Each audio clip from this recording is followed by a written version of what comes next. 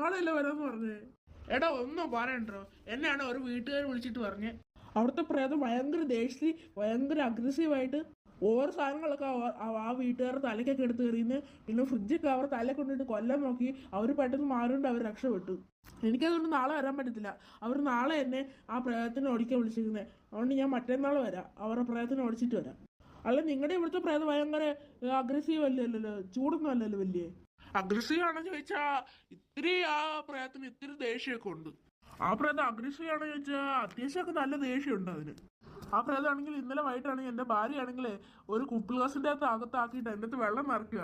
ഞങ്ങളാണെങ്കിൽ ആ കുപ്പി ഗ്ലാസ് തള്ളി താഴെയിട്ട് രക്ഷിച്ച്. അതൊന്നും വലിയൊരു കുപ്പി ഗ്ലാസ് ഞങ്ങളുടെ വീടിന്റെ സീലിങ്ങിന്റെ അവിടെ വരെ എത്താറായിരുന്നു ആ കുപ്പി ഗ്ലാസ്. ഞാനെന്തായാലും മറ്റന്നാൾ വരാം. ശരി സ്വാമി. എന്തോ പറയാനിത്, ആ പ്രേതം കൊണ്ട് ഇനി ഒരു ദിവസം കൂടെ ശല്യമായിട്ടിരിക്കണമല്ലോ എന്റെ ഭഗവാനെ.